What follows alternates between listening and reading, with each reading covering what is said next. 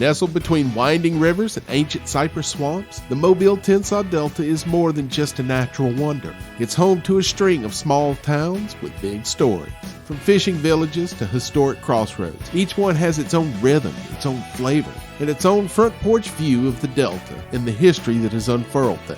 So grab your bug spray and your sense of adventure. We're heading into the heart of Alabama's backwater gems. This is Towns of the Delta. I'm your host, Stu Donald. Let's head to the Delta.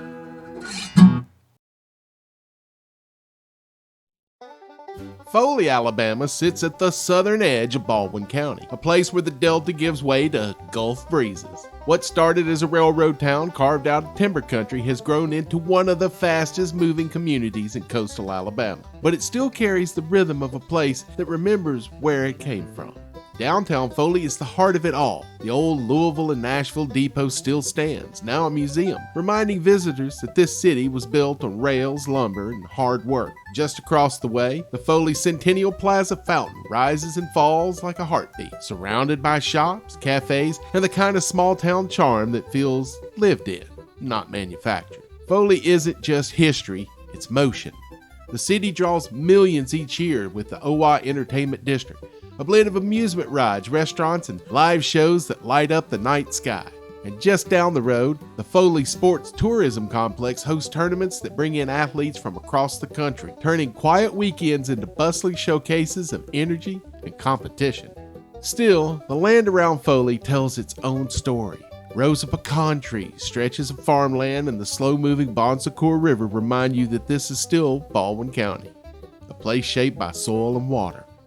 Many residents build their lives in trades, hospitality, retail, and the booming tourism economy, while others commute to Gulf Shores, Orange Beach, or even the Eastern Shore.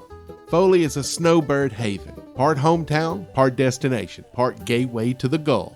It's a city that keeps growing, but never forgets the tracks, fields, and families that built it. Subscribe for more.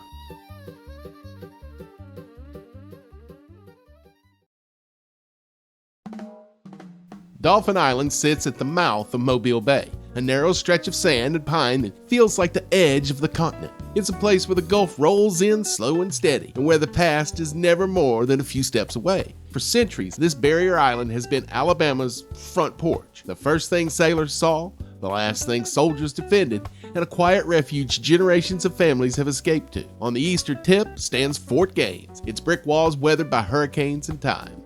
This is where Admiral Farragut shouted his famous line during the Battle of Mobile Bay, a moment that changed the course of the Civil War. Walk the grounds today and you can still feel the weight of history in the tunnels, the cannons, and the view across the water towards Fort Morgan. Sundays in the summer offer a different side of the fort as live music fills the grounds during the Sunset Concert Series. But Dauphin Island isn't defined by battles.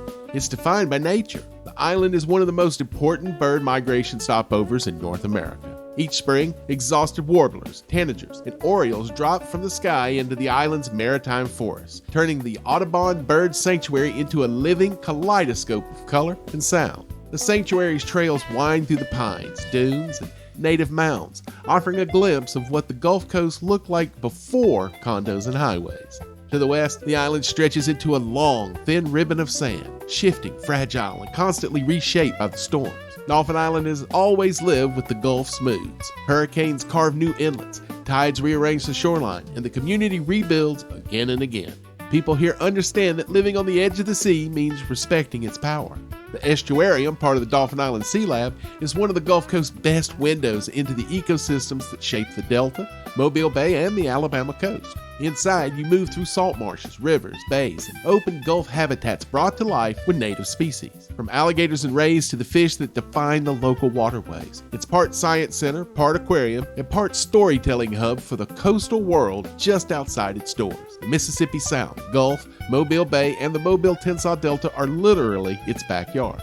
Life on Dauphin Island moves at a different pace. Sailboats skim the surf in the annual Dauphin Island race. Fishing boats ease out at dawn. Families bike to the beach. The sunsets turn the sky into a watercolor wash of orange and violet, earning it the title Sunset Capital of Alabama. Many residents work in tourism, fishing, marine science, or commute to Mobile, but everyone shares the same sense of place. Across the tapestry that is the Gulf Coast, there are any number of jewels that draw the affluent to its shores, but Dauphin Island is the blue-collar resort of the region. The People's Beach, they call it. Dauphin Island is Alabama's quiet treasure, but sometimes it's not always quiet. It's the home of the Alabama Deep-Sea Fishing Rodeo. The island is a place where the Gulf shapes the land shapes the people, and the people hold on to something rare. Y'all subscribe now, you hear?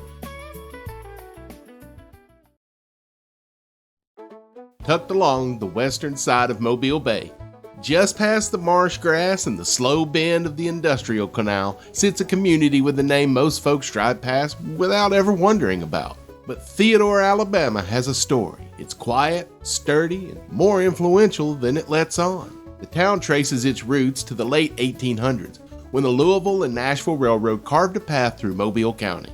A small town called Clements grew around the tracks. Farms, timber crews, and families settling into the sandy soil. But in 1900, the community renamed itself Theodore in honor of William Theodore Hieronymus, a respected local postmaster whose steady leadership helped shape the area. Through the 20th century, Theodore became a crossroads of industry and coastline. Shipbuilding, paper mills, and the Port of Mobile pulled workers to the area, while Foul River in the bay offered a slower rhythm. Fishing camps, weekend docks, and the kind of sunsets that make you stop talking for a minute. Today, Theodore is a blend of old Mobile County energy and Gulf Coast ease. It's home to Bellingrath Gardens, one of Alabama's most iconic landmarks, where azaleas, camellias, and live oaks turn the landscape into a living postcard. And just beyond the gardens, neighborhoods stretch towards the water, carrying forward that same mix of work, family, and quiet pride that's defined Theodore for more than a century. It's not a loud place. It doesn't try to be. But in its history, rail lines, river bends, and the people who stayed, Theodore tells a story of a community that grew with purpose, held its ground, and became a small but enduring part of the Delta's identity.